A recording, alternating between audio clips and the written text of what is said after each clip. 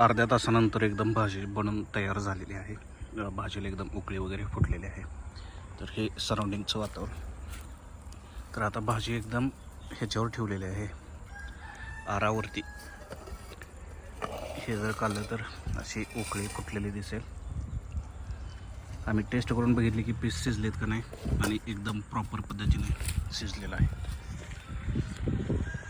तर आता हे घरी घेऊन जायचं आणि मस्तपैकी खायचं. नेक्स्ट टाईम आम्ही शेतामध्येच भाकरी वगैरे घेऊन येणार आहोत आणि दुपारी शेतामध्ये चिकन वगैरे खाणार आहोत. जसं की सिटीमध्ये आल्यावर चुलीवरचं बटन भाकर म्हणतात, तसं आम्ही इकडेच घरी शेतामध्येच चुलीवरचं चिकन भाकर केलं आहे. आणि ज्यावेळेस आपण स्वतःहून बनवतो त्यावेळेस एक टेस्ट आणि जी चव असते ती एकदम वेगळीच असते. तर बघूयात. तर इथून पुढे तर पार्टीला सुरुवात झाली. तर याच्या पुढे असे वेगवेगळे आम्ही ग्रेव्ही ट्राय करणार आहोत. आज तर आमटी वगैरे केलं आहे. नेक्स्ट टाईम सुका रस्सा वगैरे हे ते मिठाचं वगैरे तशा पद्धतीने ट्राय करू.